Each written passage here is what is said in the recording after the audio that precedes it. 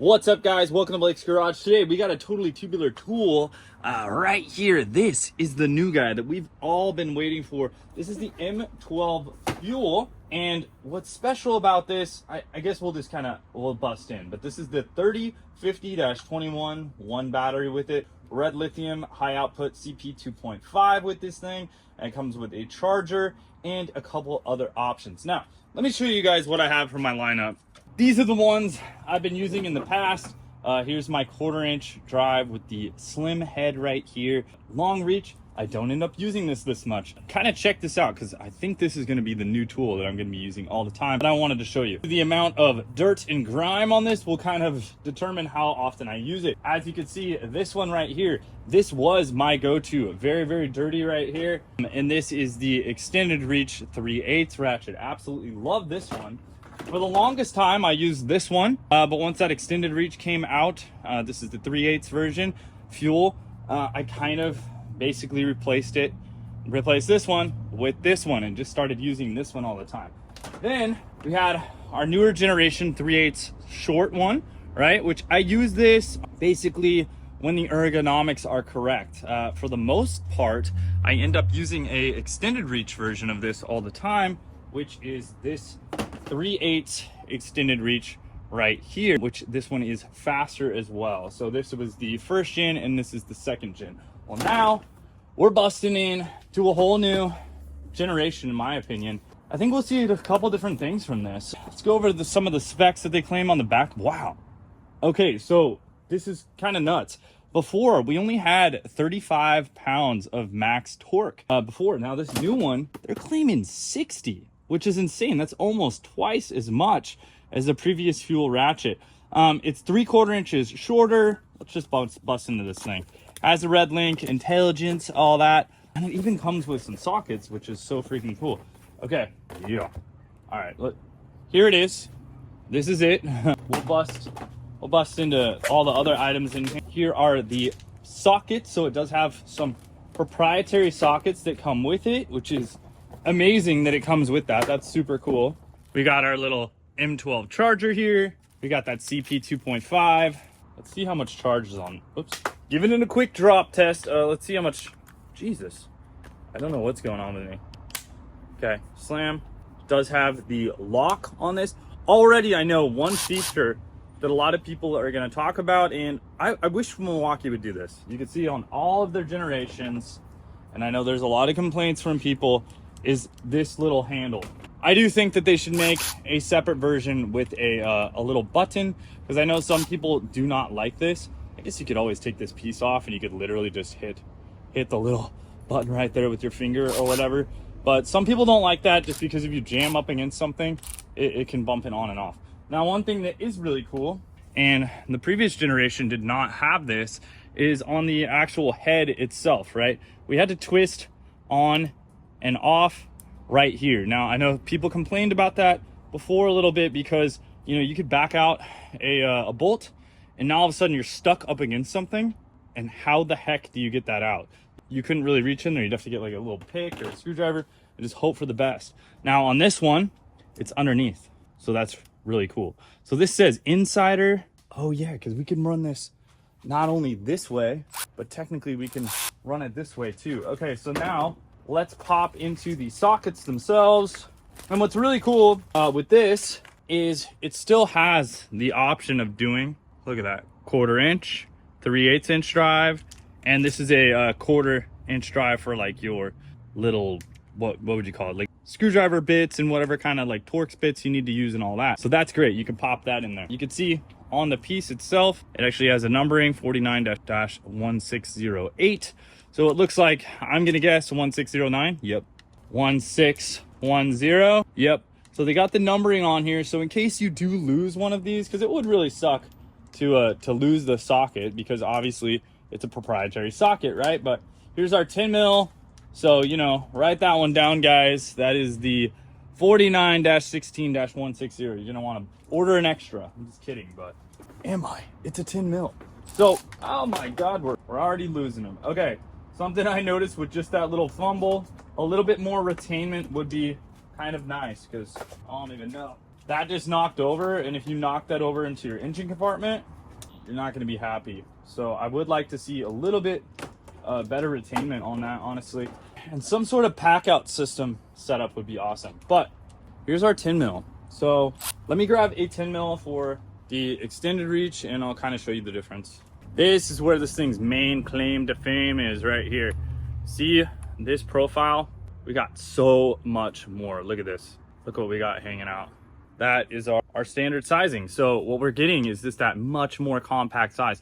And you can see overall this thing is actually a little bit longer as well. So here's my extended reach second gen right here on the right.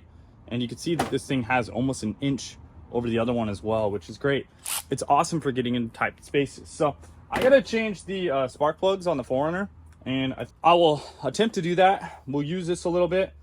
We're on 1 bar of battery, so I'll swap that out with the full torque and the full beams on this. But yeah, let's put it to some use real quick. I'm gonna set these aside because I don't want to drop them all in my engine bay. Oh, all right. One spot Milwaukee screwed up on this too that I'm noticing, all right? I am really happy with Milwaukee tools normally because they don't skip sizes. They skipped one right here. They skipped the 20. How often do I use the 20? Probably not that often. But when do you use the 20? When you need the 20, right? When you need the 20. So this is the metric version right here. Obviously they're gonna have an SAE version of this as well. And I'm guessing maybe they're gonna expand the lineup for these tools also. I could see that happening in the future for sure, but this is really cool. Let's see. So if we see 1619, then I'm assuming we're gonna go to 1621. Maybe there is a 1620 tool you can buy if you wanted to add to it, and you could just pop it in this tray or something, which would be nice. These little laser etched numbers are really nice. They're easy to read and all that. Something that's cool on these smaller ones, as far as up to 15, we have a pass-through design here where we're actually able to put the bolt, the eyelet of the bolts through. And I think I mentioned this before, but depending on how you want this set up, you can go that way or you can go this way, right? So you can actually kind of do it backwards if that handle ergonomic is going to work out better for you, where you want to squeeze it like this.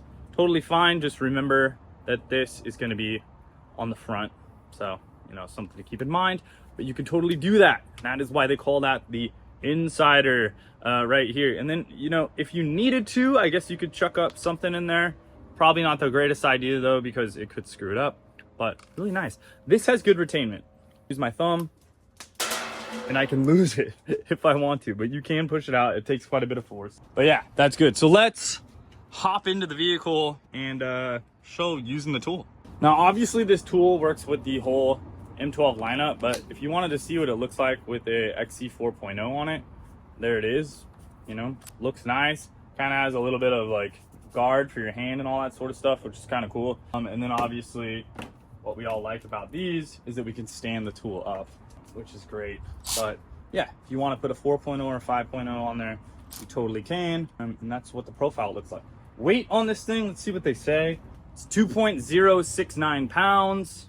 The RPM on it is 0 to 350. The head width is 1.18 inches, so it's pretty dang skinny. And the overall length is 16.2 inches. So I love how you can get right down in there for stuff. But like I said, I gotta replace the spark plugs on the 4Runner. There's a couple little pumps that have to come off and things like that. One thing I will mention real quick, a lot of people get a misconception of what these tools actually do. This is still a ratchet. It has a little bit of torque that it is able to bust nuts loose with, but it is not an impact wrench. This thing does not have the balls behind it to turn some heavy duty bolts. That's why you can still use it as a ratchet to break stuff loose, which is what you're gonna wanna do. This one says, you know, up to, what was it, 65 or 60 pounds. That's great. If you need something that's impact rated and you're looking for it at a right angle, they do make this guy right here. This one is called the 3/8 friction ring right angle impact wrench. And as far as this one goes, I barely ever use this. I do have some new stuff coming out from Milwaukee. I use pretty much though my like stubby for the most part if I'm needing to get in somewhere tight. This thing has not worked amazing for me on things when I need a lot of torque. Basically, I've just had to end up using a regular breaker bar or a regular impact just because I couldn't get the torque and I just put a super long extension on it. And that's usually how I get past it. This thing's okay, and you could use it for a lot of stuff. It does get in there tight, but I find that I use one of these way more often. I'm doing an oil change right now before I do the spark plug, so I don't know how much I'll show in here. It kind of depends on what I get done. What I noticed real quickly is I need a 14mm socket. Now, where is that socket located?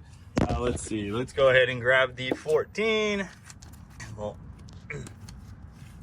yank this out of here, throw that one back, throw the 14 in there. Here's my first issue. Spin that over backwards. Is I gotta get up here, and as you can see, it doesn't get in far enough, but that is okay. However, you know, I need 2 socket sets, right? So we can't do everything with this. We're not saying that it's, you know, one size fits all or whatever, but we got options. So we just grab our 3/8 drive, boom, we slam that in there, and I grab a regular old extension and a regular ratchet. So now it's acting just like a normal ratcheting wrench, which is great. And we can go ahead and bust that drain plug off and drain the oil. And I know a lot of people don't. Oh my God, why is that so loose? Holy crap. I don't know how that thing was so loose and not leaking. That's honestly insane. I guess there's still oil in here, so that's good. What the hell? All right. I think I'm gonna go a little bit above the manufacturer's recommendation on that torque spinning blast. Holy crap, that thing is so loose. There it is. There's our drain plug. So we're good to go there. Clean off my hand, and we'll go on to the next piece of this situation and try it out some more. Okay, so now we can go ahead and pop the 3/8 anvil out. What are these gonna be, 12 or 13 on this? Oh yeah, that 13 in here. Make sure we got it the right direction. Is it going to have the torque to pop this off? So let's just hit it. No, and I didn't think it would, but now I just used it as a ratchet and it was fine. Able to take off the bolt-in washer. Now right here, let's give it the running start. That's always a cheat mode. Oh, we're scratching there on this one. So that actually did not help. Oh, there we go. This bolt's been grinded on, to say the least, by rocks and stuff. So yeah, not the best participant there, but this is honestly the first time I've changed the oil on this car with the skid plate on. Usually I take it off. So we're also seeing how that goes. So I'm gonna go up there, I'm gonna pop that off. Not too shabby there with that. Get this out of the way. Again, I have a specialty socket for this. So I'm gonna need an extension on this guy, but it's turning out to prove just fine because I can use my standard extension or my extended one, and we can go back to that 3/8 anvil.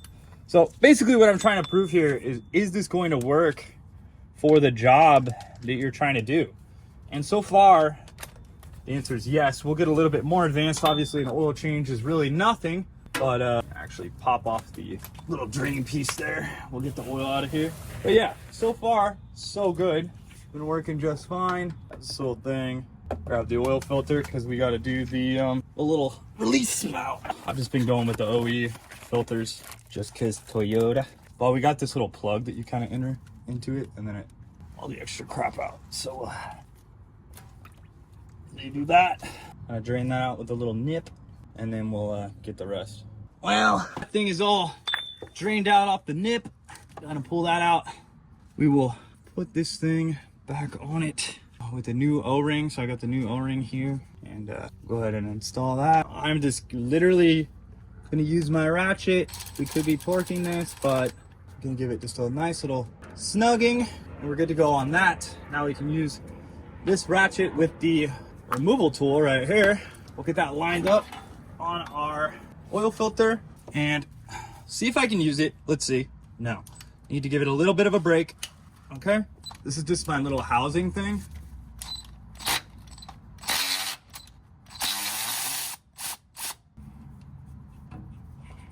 And boom.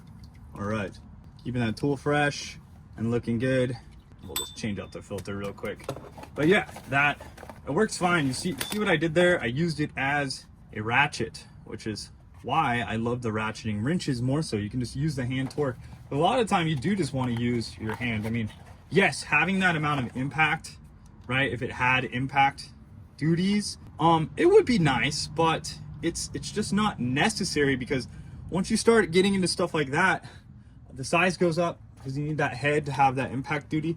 And also, if you're looking at something like a air ratchet, dude, I don't know if you've ever used one of those, but when that thing slams back and slams your hand into something, oh my god, it feels awesome. So this is definitely where it's at with that. So go ahead and reinstall this. Put it on here by hand. Going over, feels good. Let's wipe any excess oil off, anything that we might have. Okay, I need to torque my nut on there, but oil filter's back on, so we'll go ahead and get this plate back on here, which is fine. The scratched up bolt back in its spot. Yeah, so I wasn't sure how well the access points were gonna be on the oil change, but that was actually really nice. So we get this out of the way, go back to our 13 mil. I gotta pop out that anvil, which is kind of foreign still to me. It's just kind of a weird feeling. You're used to kind of just snapping something on there, but let's get this one tightened. That one feels pretty good. It feels tight enough. I like to torque the rest of the way down. That way we're not stripping anything out. So that felt really good. That's nice. Oil is in, and throw some oil in it. So I'm just gonna go ahead and remove my intake tube real quick. We'll pop off this little connection for this little guy right here, and then we'll pop off the connection for the MAF sensor right here. Get a couple things out of the way and get down to those spark plugs. Looks like, I think I'm gonna need 13 mil. Now again, this is that pass-through design. Nope, that's gonna be like a 12 mil, I think. So in this scenario, again, I should be using just a regular socket, but I want to show the tool, because this kind of just shows there's an application for this with these particular sockets, and then there's an application where you're gonna not want to use them, basically, because you know it's a little bit too shallow, where you're gonna want to use the anvil and just the normal sockets. But this is great for getting in those tight spots. So far, see, there's one more over here, and the low profile is really nuts. The torque and the speed on this is really nice, so that's great. Okay, let's see. Got that, and then we can just pop. Is that one more screw on that? Okay, on the EGR. So I think that's a 10 mil there. Probably. Yep. I gotta keep clear of my secondary battery post, but no big deal. Little EGR gasket. The torque on this so far has been very good for all of these. Just pop off right here. Cool. Should be able to set this little pump aside and get to the 3 spark plugs on this side. Let's go ahead and just pop off the little pieces. I like to push in, down, and up. Oh my god, my gasket just fell off. That was awesome. Okay, went to the ground from what I heard. Yep, there's that EGR gasket. Great. Looks like it's 12 millimeter on the spark plugs. Or is it 10? 10s on the coil packs. Coil packs are easy. So far, making easy work of this. Pull out the coil packs, make sure they're not covered in oil or anything. Just line them up in the order that they were pulled out. If there's oil on them, obviously there's a valve cover leak, but we're looking good. On the third one, we're looking good there. Okay, now it's just time to pop down there with a socket wrench, pull out the spark plugs, and replace them. That was pretty easy. Yeah, overall, I'm digging the tool. I can see where the application comes in nicely for getting into tight areas. It totally makes sense, and I think that you're going to be able to use this as your only electric ratchet. It should be totally fine, because you're going to have this option and you're going to be able to use these anvils. So I would say, if you were on the fence about getting an extended reach, buy the freaking Insider, man. This thing is really awesome. I think this is going to be an amazing tool, and I think I'm primarily just going to start using this one.